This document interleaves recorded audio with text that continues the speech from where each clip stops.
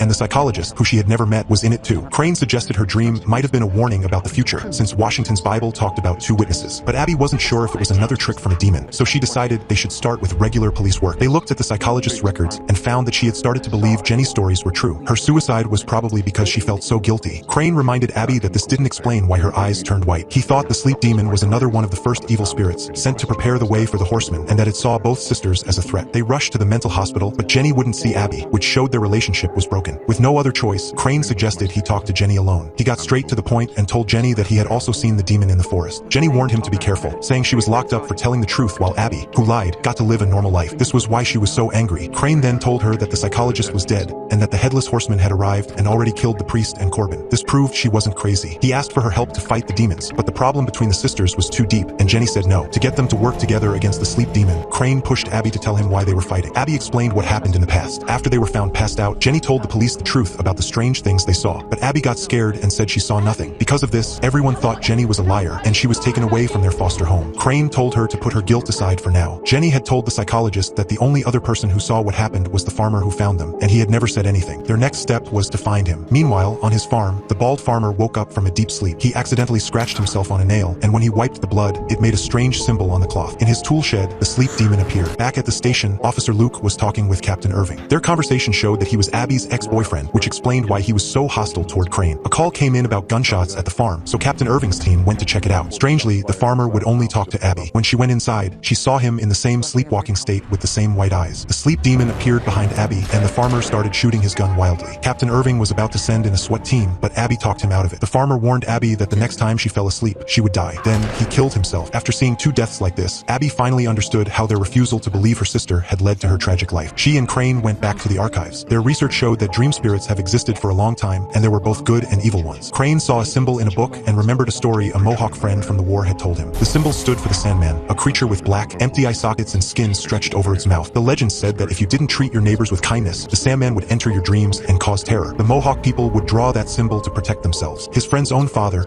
had been killed by the Sandman as a punishment because he didn't care about his neighbor's suffering. Since Abby didn't have Mohawk beliefs, the symbol wouldn't protect her. To save Abby, they needed help from a Mohawk shaman. Crane was surprised when Abby took him to a used car lot where they met the shaman, who was wearing a modern suit. At first, he didn't want to face the evil spirit, but he was impressed by Crane's knowledge of old writings and agreed to help. At a hidden spot, the shaman explained that the Sandman doesn't just kill people. It uses their own guilt to torture them until they are willing to take their own lives. He had Abby drink a special liquid that would send her into the demon's dream world. Crane was worried about her, so he drank it too to go with her. The shaman then had scorpions sting them, explaining that the venom would protect their minds. In the dream, Abby came face to face with the Sandman. Sand poured from its eye sockets onto her face, and in the real world, her eyes turned white. She fired her gun, but the bullets went right through its shadowy body. The Sandman then turned into a whirlpool of quicksand and pulled Abby into a vision of the day she and her sister were questioned by the police. Crane entered the dream through a red door and found himself in a hallway where the bodies of the psychologist and the farmer were hanging, with a noose waiting for him. In the interrogation room, Abby's silence led to Jenny being called mentally unstable and dragged away. As a guilty Abby watched, the Sandman's ghostly claws reached for her. Crane rushed to help, but the demon just waved its hand and turned his dream arm to sand. Just as it was about to attack again, Abby finally spoke up and confessed what she really saw that day. By facing her mistake, she broke the demon's power. The Sandman turned to glass when she confessed, and she smashed it with a stool. They both woke up. Later, they were resting in the archives when Captain Irving found them. It turned out they had been using the secret passage without permission. But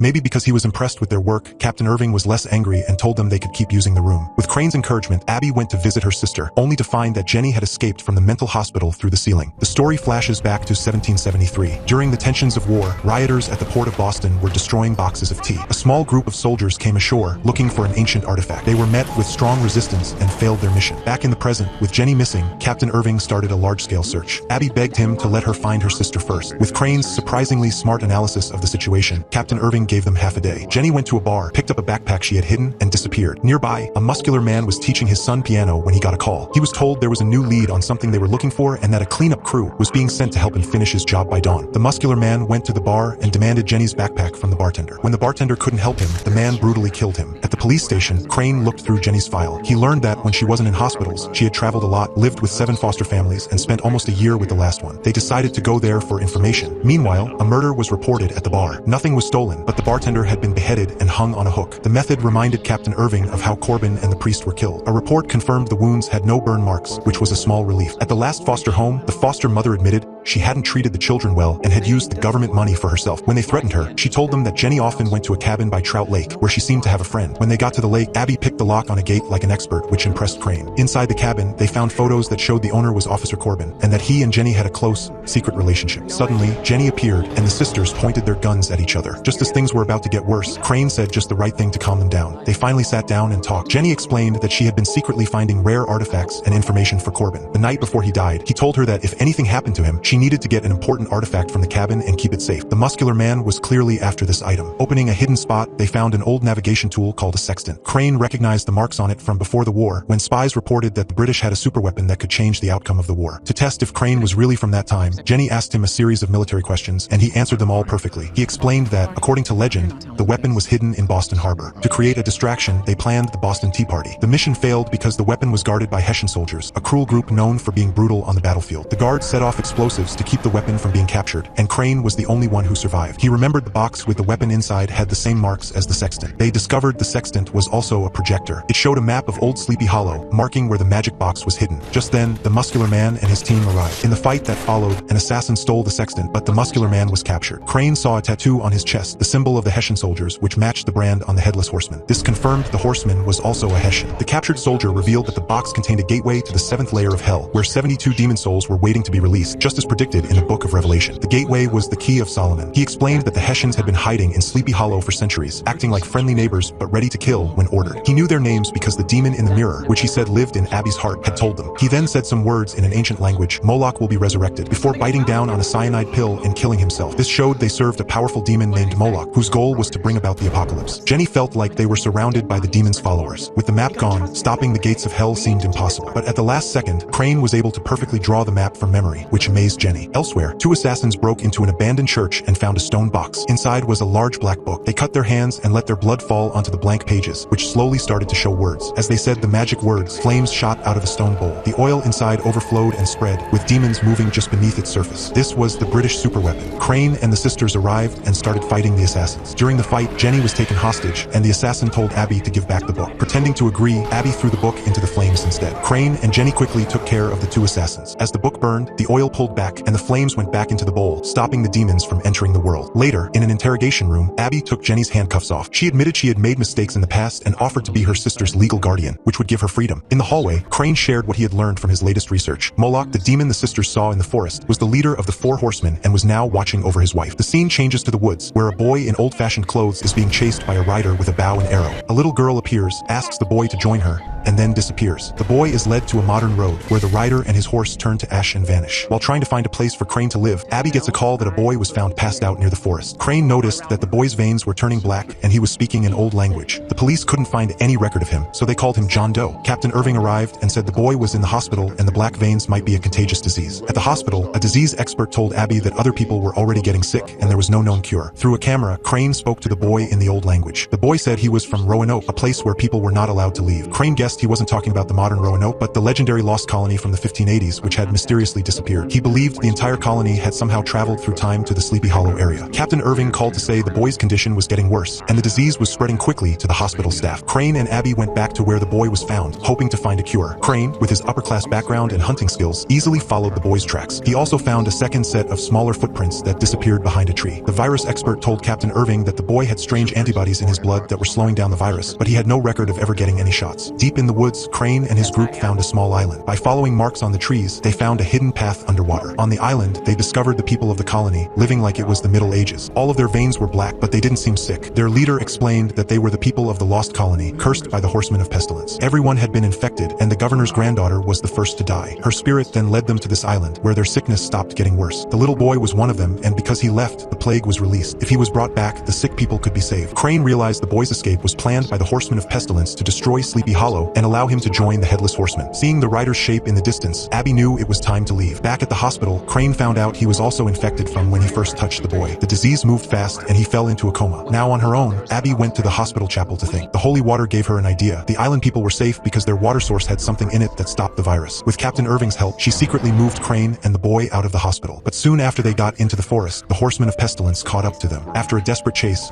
Crane, holding the boy, jumped into the island's spring. When they came out of the water, the black lines on their skin disappeared right before their eyes. The horsemen of pestilence once again turned to ash. A white light flashed, and the colony and its people faded away into the mist. Crane understood that the colonists had been dead for centuries. The boy was only given a body so pestilence could use him to spread the plague. Soon, news came from the hospital. All the infected people had gotten better without any treatment. Everyone thought faith had saved them, but Crane knew they would need more than just belief when the evil forces came back. In a stormy forest, the headless horseman rose from the river again, holding his battle axe. He rode down a path of fire. It was clear that more violence was coming to Sleepy Hollow. The scene changes changes to a baseball game where a very excited Abby sits next to a confused Crane. He couldn't understand why everyone was yelling at the umpire, who was just trying to enforce the rules. Abby tried her best to explain why people love modern sports. Afterward, Crane went to the cemetery alone and sat by his wife's tombstone. Just as an old man walked up to him, Crane was shot with a tranquilizer dart and passed out. On a mountain road, strange sounds came from Abby's car radio and she started to feel dizzy. In a vision, she found herself inside an old house where the headless horseman suddenly appeared. Panicked, Abby hid in a room and met Crane's wife, Katrina. Katrina explained that the vision was a glimpse of the future. Because Abby was a witness, she could see things that were going to happen. The headless horseman would return to Sleepy Hollow that night. To stop the horseman, Crane had to be killed first. To save him, Abby needed to find the Sin Eater, a person who could clean Crane's soul and break his connection to the horseman. Back at the station, Abby tried to explain the situation to Captain Irving, but her story sounded so crazy that he felt awkward. He felt sorry for her, so he agreed to let Jenny, who was still in the mental hospital, out for a day to help Abby find the Sin Eater. At the hospital, when Abby said the words, Sin Eater, Jenny immediately got very serious. Meanwhile, Crane woke up in a room lit by candles. A man was sitting across from him. Crane acted like a detective and figured out the man's name, who he was, and why he had been kidnapped just by looking at the clues around them. The man was a descendant of the youngest person to sign the Declaration of Independence. Like Crane, he was a Freemason, a secret group dedicated to stopping the apocalypse. When the Freemason mentioned the Order of Chaos, Crane remembered hearing that name from a freed slave named Arthur when he first joined the British Army. Arthur was accused of treason, and Crane was ordered to arrest him. On that mission, he met Katrina for the first time. She told him she could see he was a kind person, which surprised him. After watching a man get hanged, Crane even saw his cruel commander with a demon's face. When Katrina heard this, she knew Crane was the legendary witness she had been looking for, which started him on his path to fight evil. While searching for the Sin Eater, Abby and Jenny made a discovery. They looked through different records and found a man who used many fake names and was often on lists of dead people, probably to hide who he was. They rushed to his home. When they met him, Abby said directly that she knew his real name was Henry and that he was the Sin Eater. She begged him to save Crane. Henry looked sad. His power forced him to see the sins of everyone he met, making him face the world's worst evils every day. Seeing that he didn't want to help, the sisters quoted the Bible to try to give him courage. Abby explained that her friend was connected to the Headless Horseman, and only a Sin Eater could clean his soul. After a lot of begging, Henry only agreed to help find Crane. He explained that if their bond was strong enough, he could find him using his mind. Following Henry's guidance, the sisters arrived at a tunnel marked with a Knights Templar symbol. In the room, Crane continued his story. After he left Katrina, his commander ordered him to kill Arthur. That's when he heard the name Order of Chaos again. Crane decided to let Arthur go, but the kind man was shot by the commander. A furious Crane stabbed the commander, but the man wasn't hurt. He showed his true demon form and threw Crane aside. Luckily, some soldiers rode by, which made the demon run away, and Katrina rescued Crane. His detailed story made the Freemasons trust him. The man explained that his Freemason group used to work with Katrina's group of witches, but they stopped trusting each other when the witches hid Crane without telling them. This time, their plan was to kill Crane to destroy the Headless Horseman forever. Just as they were about to do it, Abby burst in. But Crane had already decided to sacrifice himself, which made Abby very upset. He ignored her pleas, said goodbye, and drank a poison. As Crane passed out, the Sin Eater, Henry, arrived. He pricked Crane's palm to get some blood and helped him call on Arthur's spirit. Arthur told Crane to accept his destiny as a witness, and the bond with the horseman would break on its own. As they both spoke words of determination, Crane was sent back to the battlefield in his mind, and his blood slowly separated from the horseman's blood. In the real world, Henry dipped his finger into the separated blood on the table and swallowed it. His face showed how difficult it was. When things calmed down, Abby saw that Crane was completely fine. Before they could celebrate, Henry pointed out that the sun had set. In the woods, the Headless Horseman arrived at the cave where Crane had been buried. By touching the dirt, he saw a vision of how Crane had escaped. The hunt for his enemy, the witness, was about to start. The scene flashes back to Boston in 1755. Horsemen were riding around spreading news that war was coming. The Headless Horseman, who still had his head at the time, appeared and killed them all. Back in the present, Crane looked at a huge pile of household supplies and joked that Abby must have robbed a fort. When he learned that clean drinking water wasn't free, he laughed at how the modern world was destroying the environment. The Freemasons claimed they had a way to capture the horsemen, but Abby was annoyed by their no women allowed rule and ignored them. At the police station, Officer Luke was being overly nice to Abby. Neither of them saw someone spying on them from a distance. That night, Luke ran into Andy, who had been missing. It was Andy who had been spying on Abby. His hands were rotting, which showed he wasn't human anymore. Andy warned Luke to stay away from Abby, claiming only he could protect her from the coming apocalypse. He said a war for humanity was happening, and many others like him were waiting. Abby got a voicemail from Crane. He had gone to the Freemason headquarters alone to try to convince them to let her join. When he got inside, he found everyone had been beheaded. As Abby arrived, the Headless Horseman was seen riding away with the heads. With no proof of a supernatural killer, Captain Irving was in a difficult position and told them to stop another disaster from happening. Crane felt terrible, blaming himself for the deaths. Looking at a destroyed painting of Washington, he realized the horseman's goal was to get his own head back, which the Freemasons had been guarding. Now, they had to destroy the skull before the horseman could find it. Since the skull was evidence, they needed Captain Irving's help. He was confused. They wanted to destroy the very evidence he just told them to find. But he saw how serious they were and told them the skull was at a lab. At the lab, a scientist said they hadn't learned anything from it. Captain Irving ordered the skull to be packed up and sent back to the station. At that moment, the Headless Horseman arrived. Without a word, he killed the scientist and started shooting. Captain Irving, an experienced officer, used liquid nitrogen to trap the horseman and escaped with the skull. But a few moments later, the monster appeared in his rearview mirror. Finally convinced, Captain Irving knew their only choice was to destroy the skull. In the tunnel, they tried everything to destroy it, but even a bomb didn't leave a scratch. With no other options, they thought about using a machine that could crush it. On the street, Crane noticed 4 points of candlelight in a garage, which reminded him of an alarm system made by a bald scientist he knew. Inside, they found lanterns made from the heads of the dead Freemasons. A flashback to 1755 shows the bald scientist and other Freemasons guarding a safe house. He was given a notebook that was said to have secrets on how to beat the enemy. Strangely, it had a magical symbol in it, which meant it probably had ways to fight evil spirits. This meant the Headless Horseman must have been close by. Crane and Abby figured that if the book was updated after the horseman was beheaded, it might have a way to destroy the skull. They went to the local museum, where Crane couldn't stop himself from correcting the tour guide's mistakes. Abby had to pull him aside, claiming her brother had forgotten his medicine. She learned the real book was in London, but a copy of it had been uploaded online. While Crane tried to figure out the password, Abby met with Luke, who was terrified and decided to stay away from her. In the underground tunnel, Abby ran into Andy. She wasn't afraid anymore and attacked him. Andy claimed he was trapped, and everything he did was to protect her. Meanwhile, in the archives, Crane, who didn't know how to use a computer, was struggling. As he stared at the skull in frustration, he suddenly had an idea. The word Cicero, written on the back of a tooth, was the password. In the tunnel, Andy told Abby the horseman couldn't be killed because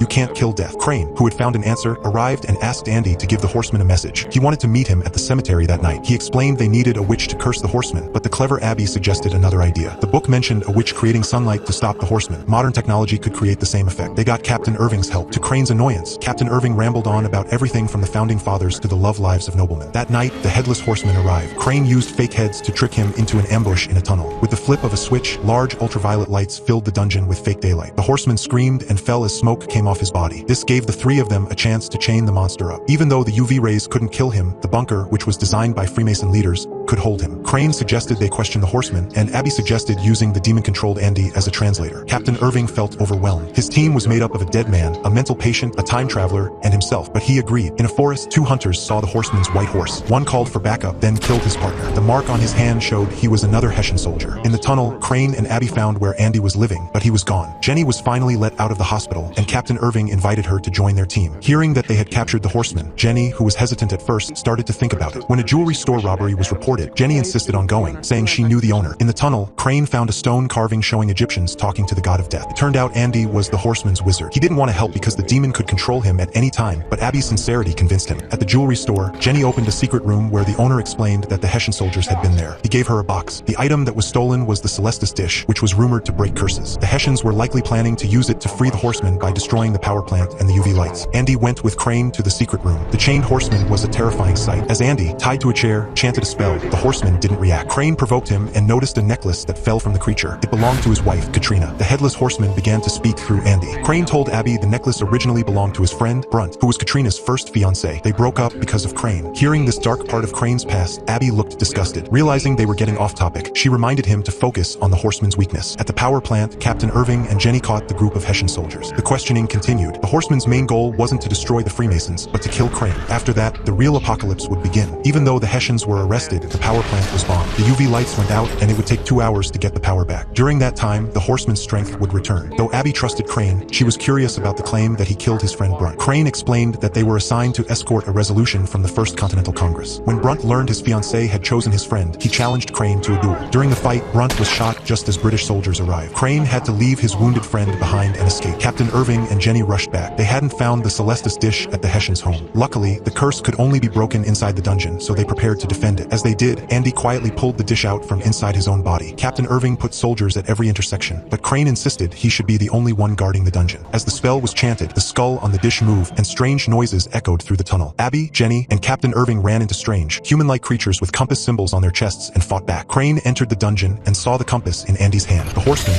now at full power, broke his chains and attacked Crane. During the fight, Crane recognized Brunt's fighting style. The horseman's words confirmed his suspicion. Brunt had survived the duel. The demon Moloch found him and made a deal. In exchange for revenge, Brunt became the Headless Horseman. Just as the horseman was about to kill Crane, Andy stepped in, shouting that the master did not want him to. A compass monster then appeared and teleported them away. Abby realized Katrina was being held prisoner because of the personal fight between Brunt and Crane, which meant she was probably his weakness. They now needed her help more than ever. The scene shifts to a luxury car at an old mansion. A woman named Lena, whose family used to own the mansion, is there to research her family history. Her bodyguard told her not to go in, but she went inside alone anyway. She finds a room filled with sharp, tangled vines. Before she can react, her hand is cut, and snake-like vines vines begin to crawl toward her. Back at the station, Crane is feeling lonely without a family. Captain Irving tells them Lena has disappeared. Since she is a famous and generous person, finding her is a top priority. The case is given to Crane and Abby because Lena's notes mentioned Katrina. They find out that Lena's ancestor was a wealthy landowner, one of the founders of the Continental Congress, and a friend of Crane's. They arrive at the rundown mansion. Inside, they find the bodyguard's dead body. The blood is fresh, which means Lena is probably still alive. Abby tries to call for help, but there's no signal, and all the doors and windows are sealed. They're trapped. They see a woman in an old-fashioned dress walk by and disappear. Crane says it's just a hallucination, and Abby gives him a dirty look. He then finds a copy of Gulliver's Travels, his wife's favorite book, with a note inside that shows Katrina had visited after Crane's death. During the war, the mansion was a safe place for refugees and people who were being threatened by supernatural forces. They find a locked room and discover Lena trapped by the vines. They manage to rescue her, and Crane is surprised to see the cut vines bleeding. In the yard, a creature that looked like a person but was made of plants stood up and started walking toward the house. The rescued Lena was panicking. She cried that it wouldn't let them leave and even tried to grab a gun. Crane calmed her down by telling her that her ancestor was a brave man who fought for the same good things they did. Abby added that they needed to get out of there safely to honor his memory. Lena seemed very confused by what they said. Lena found out that her ancestor was involved in witchcraft, which explained why Katrina had secretly talked to him. Crane was sure that Lena's notes had the key to beating the monster and saving Katrina, but first they had to survive. They would have to use their own strength to escape the danger. The three of them tried to hide inside the house, but the house itself seemed to be alive. In the dark, confusing rooms, Abby was quickly separated from the others. Crane kicked through a wall, and he and Lena got back into the room. When he turned to pull Abby through, thinking she was right behind him, the tree monster burst out instead. The two of them ran for their lives and scrambled out of the broken wall. Abby saw the woman in the old-fashioned dress again. The woman seemed to be talking to herself and didn't notice Abby at all. Suddenly, the room changed, and Abby was pulled into another vision. She saw Katrina giving birth to Crane's son in that very room. When she got back to Crane,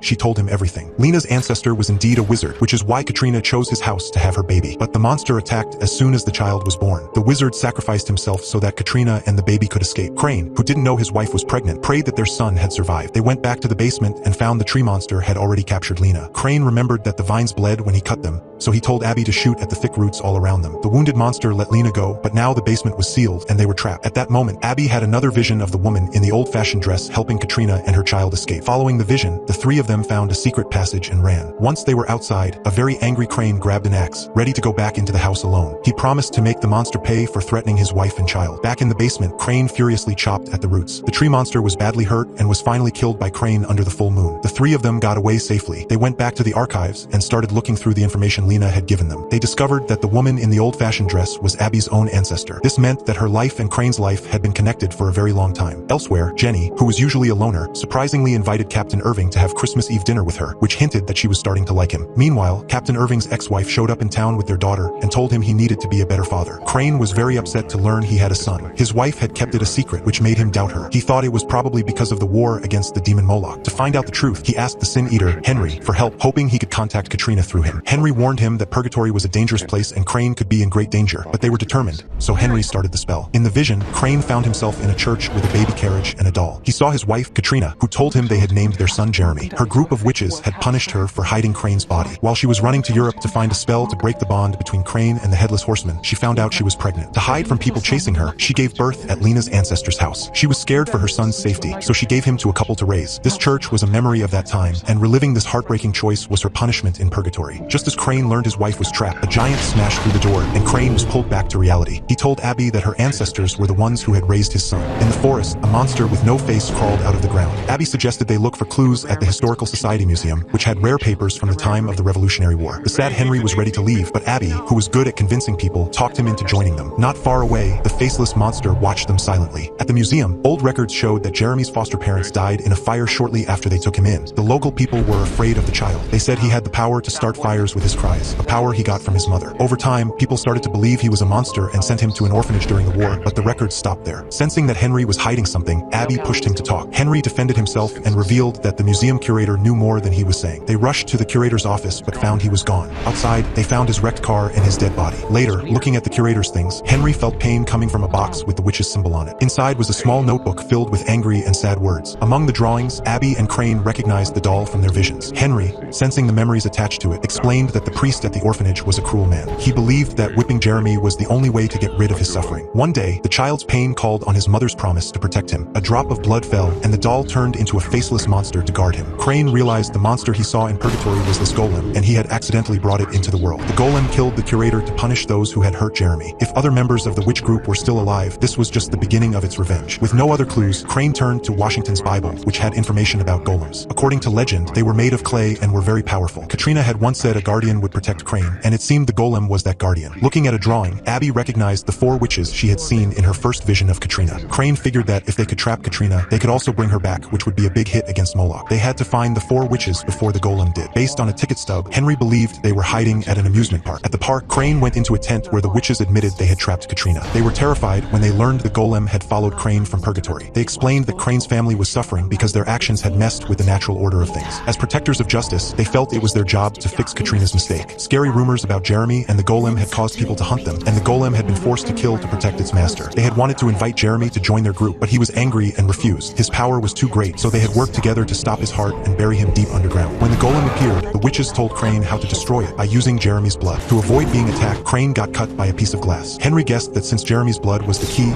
Crane's blood, as his father, should work too. As the golem was about to hurt Abby, Crane stepped forward. He knew the golem thought of Jeremy as its own child and still couldn't let him go, even though he was dead. Crane tried to reason with it, but centuries of anger couldn't be calmed with words. With no other choice, Crane fought and defeated the golem. The golem then let go of its anger and turned back to dust. Back at the station, Crane was pulled into a mirror where Moloch appeared, saying that Abby's soul would not escape him. Meanwhile, Captain Irving felt very guilty. A lifetime of fighting crime felt pointless after his daughter was paralyzed in a car accident, which shook his faith. He felt that God had been unfair to him. He was even more tormented when an evil spirit possessing a man selling barbecue threatened them at the park. The dark forces had started to go after him. At the lake cabin, Abby finally convinced Crane to change out of his old military uniform and wear modern clothes. Watching him in tight jeans, which he joked must be a sign of the apocalypse, was painful to see, but the casual clothes were an improvement. However, before they could talk about what Moloch wanted, Crane quickly changed back into his centuries-old, unwashed costume. At the police station, the possessed barbecue vendor was questioned, but couldn't remember anything. A lie detector test showed he was telling the truth, but Captain Irving was sure he heard something. Remembering a woman the man had bumped into, he told Luke to find her. He didn't know that the woman was already at the station, and the spirit had moved into a chubby police officer. In his office, Captain Irving got a phone call. The caller asked how much he cared for his daughter, and the caller ID showed the call was coming from inside the building. They wanted Washington's Bible. He noticed the chubby officer's cold eyes and jumped at him, but the spirit cleverly jumped into another officer. Upset, Captain Irving went to a priest for help, who told him to get his family somewhere safe. Captain Irving found Crane and Abby and asked about Washington's Bible. Crane was also confused. His wife had only said it had secrets to defeat demons. If the dark forces wanted it, there had to be more to it. Captain Irving urged them to find a way to get rid of the spirit. From Corbin's files, Abby found a recording of someone trying to perform an exorcism. Surprisingly, the person was Jenny. They brought her in, but she didn't remember it. Abby thought the same spirit that possessed Jenny had come back for the Bible. Crane disagreed with giving it to them, believing Washington had hidden secret information inside it. To understand the threat, Abby played the exorcism video for Jenny. A man's voice came from Jenny's mouth, saying she was marked. The demon wasn't scared by Corbin's cross and threatened to kill Abby before jumping at him. That's where the recording ended. Jenny admitted she never talked about it because Corbin had gotten rid of the spirit, but she didn't know how. Meanwhile, Captain Irving took his family to a cabin in the woods, which happened to be guarded by the possessed officer. Crane tried to calm down a terrified Jenny. She revealed that even after the spirit was gone, she often heard voices telling her to kill her sister. That's why she committed crimes, so she would be locked up and could control herself. Even though the recording didn't show how to stop the demon, Jenny had experience with it. Crane asked for her help. At the cabin, the possessed officer was confused by the salt scattered at the entrance. He casually swept it away, and then Luke suddenly attacked him. The spirit had moved again, and Luke went into the cabin. Back in the archives, Crane pointed out that salt could only hold back a demon, not get rid of it. Corbin must have used another method hidden in the demon's words. Abby played the audio backward, and Crane recognized it as an ancient language called Aramaic. The demon was a powerful spirit that could jump from person to person through touch. It was a leader in Moloch's army that was defeated by French nuns using church lanterns. Crane remembered that some of these lanterns were given to Benjamin Franklin, and Jenny knew where they might be. At the cabin, Captain Irving and his ex-wife went outside. A call from Luke sent them rushing back inside to find their daughter floating in the air, possessed. Meanwhile, Jenny and the others drove to get the lanterns from a group of extreme doomsday preppers who, even though they were friends, were very protective of their things. At the cabin, the spirit was enjoying its power, twisting the priest's head around like a pretzel. Captain Irving, heartbroken but strong, refused to give up the Bible. The demon then took his ex-wife hostage. In the car, Abby got a call from Captain Irving, who told them not to get involved. This was a signal that he was prepared for the worst. At Jenny's friend's house, the sisters had a lock-picking contest to get inside. In the storage room, Crane was distracted for a moment by all the collected treasures before Abby scolded him to focus. They got the lantern but were surrounded at gunpoint on their way out. Thanks to Jenny's help from outside, inside, the three of them escaped. Captain Irving arrived at the archives with his family. He said he was there to find the Bible, but was really just trying to buy time. He realized his daughter's mind would sometimes break through, so he and his wife tried to wake her up. The angry spirit attacked them. Just then, Jenny arrived. Seeing the person it used to possess, the spirit couldn't resist making a few comments. Abby made it angry to create a distraction, which let Crane block its escape. Once it was cornered, Crane brought out the lantern. Under its light, the spirit was sucked in and trapped. In a moment of shared victory, Abby hugged her sister for the first time. Back at the cabin, Crane discovered the Bible's pages were covered in invisible ink. A special liquid revealed secrets written by Washington himself, dated 4 days after he was said to have died. It was clear there were many more secrets left for them to uncover. The story starts with Abby on the phone with Crane, talking about Washington's Bible. She had sent the pages to be tested to see if they were real and was waiting to hear back. After she hung up, she turned around and saw Andy had quietly come into her apartment. Abby knew a visit from him at night meant something bad was about to happen. At the same time, Crane was carefully looking at Washington's Bible. He was focused on the date December 18th, 1799. He remembered that during the war, Washington had called for him and mysteriously said, "Lazarus will rise from the grave." Crane thought this must be the key. He looked in the book of John for anything about coming back to life and finally found a clue. Andy told Abby that the demon Moloch wanted a map and Washington's Bible showed where it was. He tried to get her to hand it over by offering her important jobs and power. When Abby tried to call Crane, Andy warned her that a prophecy said Crane would give her soul to Moloch. He then told her he loved her and that his feelings were real, unlike other people who were just playing with her. Before Abby could answer, he said he didn't want to hear it. While Abby was on the phone, Andy twisted his joints to get out of his handcuffs and escape. When Abby met Crane, he was complaining about his own old phone and complimented hers, joking that it would help them talk better. Abby told him that Moloch was after a map. Crane saw that she wasn't sure about something and guessed she was starting to believe Moloch's story that he would betray her. He then showed her what he found. Washington's Bible had 67 verses about Lazarus, which was 10 more than the usual 57. He used a special chemical on the extra pages, and it showed a message from Washington to Crane. It said that if Crane was reading this, the war had started, and his job as a witness had begun. Turned out that Washington knew he was dying, so he made a plan. He asked for his body to be saved, hoping that magic could help him finish one last mission. Wizards brought him back to life so he could exist between life and death and send messages. During that time, he drew a map for Crane that showed the way to purgatory. Crane realized that with this map, he could save his wife. Their main goal now was to find it before Moloch did. Abby agreed to put her doubts aside for now. The records showed that a priest named Alfred, who was killed in the first episode, helped bring Washington back to life. It became clear that the sorcerers and witches had been working together for a long time. Alfred's job was to guard the horseman's skull in Sleepy Hollow for 2 centuries. The prayer beads from the ceremony must have been his. Sorcerers were known to use dark forces to create magical items, and those beads would be filled with evil. If they could get them, the Sin Eater Henry might be able to sense where the map was. At the police station, Captain Irving was being investigated by his bosses because of all the strange murders. He kept insisting that demons were doing it. In the underground tunnel, Moloch called for Andy again. The demon made fun of him, and Andy was frustrated about his failures with love, so he decided to fully help destroy the world. As Moloch's voice faded, tons of insects swarmed around Andy and spun silk threads, covering him in a large cocoon. In the cemetery, Crane and Henry met Abby, and together they dug up the priest's coffin. As he had requested, he was buried with his prayer beads, and his body was still in one piece. They noticed his body was perfectly preserved, which was a special ability of sorcerers. Henry confirmed the beads were supernatural items, but when he touched them again, he was burned by a protective spell. Even though Abby was worried, Henry kept going, pushing through the pain. He could sense that Washington had indeed been reborn, and that Alfred had moved some mysterious things along the riverbank. Abby was still unsure. She worried that even if they saved Katrina, going into purgatory could open the gates of hell and start the apocalypse early. Their job, she said, was to protect everyone,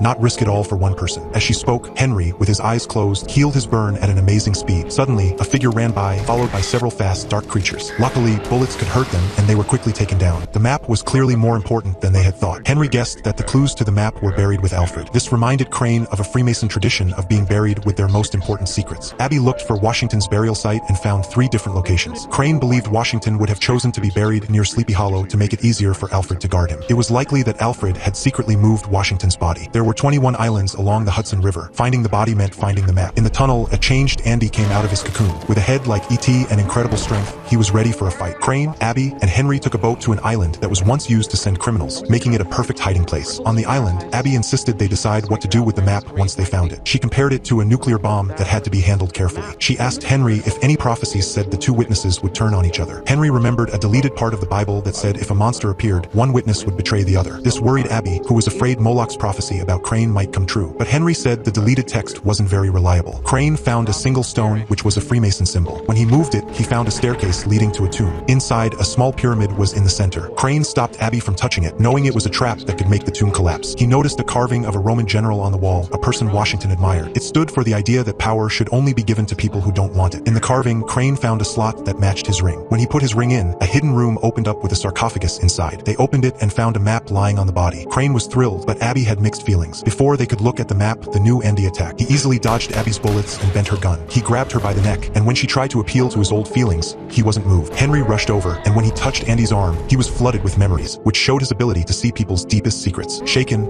Andy took control of himself again and begged Abby to destroy the map because Moloch needed it to win the war. He even asked her to kill him. Henry urged her to do it, so Abby stabbed Andy with a crowbar. With the exit destroyed, they looked for another way out. Crane found the Freemason symbol for ascension, which meant there was a back door, but before they could open it, Andy got up again. Remembering the pyramid trap, Abby shot the lever, causing the tomb to collapse and bury Andy. They escaped through the secret passage. Abby reminded Crane of Andy's warning and left the decision to destroy the map up to him. After hesitating, Crane burned it. Seeing that he didn't betray her trust, Abby seriously promised they would find a way to rescue Katrina. But back at the cabin, Crane was tormented by thoughts of his wife in purgatory. He used his perfect memory to draw the map again. Elsewhere, to protect his daughter, Captain Irving confessed to the murder of the priest. The scene shifts to Henry having a dream of a solar eclipse. Moloch woke up another horseman from underground. This one held a flaming long sword, and his body was a scary empty space inside a suit of armor. By the river, Crane saw his wife in the distance. He rushed toward her, only to find himself in an old military camp before the Revolutionary War. He realized he was dreaming, but a phone call pulled him back to a historical reenactment. It was Henry saying he needed to see them right away. At the Trout Lake cabin, Abby told the group that Captain Irving had been arrested. They wanted to help him, but Crane insisted they should trust the justice system. Jenny shot back that telling the truth got her locked in a mental hospital for 10 years. Henry arrived and said that Moloch would turn the earth into a living hell that very day. He saw in his dream Moloch, surrounded by 4 white trees, bringing back a terrifying creature with a flaming sword and a scary claw, the Horseman of War. An astronomy calendar confirmed there would be a solar eclipse that evening, exactly 13 years since Abby and Jenny first saw Moloch. At the police station, Abby learned Captain Irving had been moved, but he left a notebook for them. In the Bible, Crane found that a binding spell cast on the land where the war rider appeared could trap him. With most of the witches they knew dead, this seemed impossible. The conversation turned to Katrina, and Crane uncomfortably admitted he had redrawn the map from memory. Abby was shocked that he had lied to her. After a few bad excuses, Crane boasted that she must be starting to admire his skills. The map showed trails that all met in the Sleepy Hollow forest. Washington's Bible revealed these were bridges between worlds, and the entrance to purgatory was where they met. Captain Irving's notebook mentioned a meeting with Father Alfred, hinting at a clue to a riddle from Moloch. Even though Jenny worried that saving Katrina would release the demon, Abby was determined to face her biggest fear. Her warm words finally melted the ice between the sisters. Crane, Abby, and Henry went to the location on the map. The first two were surprisingly cheerful about the idea of visiting the afterlife. Henry, annoyed by how lightly they were taking it, warned them that purgatory was a maze of temptations. If they ate or drank anything there, they would be trapped forever. He taught them a spell to come back and reminded them of the danger. They said the spell, and a crystal-like tunnel opened in front of them. The next second, Abby woke up in a comfortable bed at the cabin. Her dead partners, Corbin and Andy, were there. Corbin explained she had a head injury during a training exercise and was now a top student in the FBI training program, the life she always wanted. Meanwhile, Crane was back at Oxford, a celebrated war hero, finally earning his father's respect. Luckily, both of them remembered Henry's warning and resisted the temptation of food and wine just in time. Their illusions fell apart. Jenny listened to Corbin's recordings and heard a conversation with Father Alfred about a body with a strange tattoo, which led Corbin to an abandoned church. In purgatory, Crane found Abby passed out. They made sure they were really themselves and realized this was the first time he was seeing the forest where Katrina was trapped. They saw lost souls wandering around with no purpose. At the church, they found Katrina and told her the war rider was coming. She explained that to get her out, another soul would have to take her place. Abby bravely volunteered, but Crane strongly objected, afraid it would make Moloch's prophecy come true. With no time to waste, Katrina put a protective necklace on Abby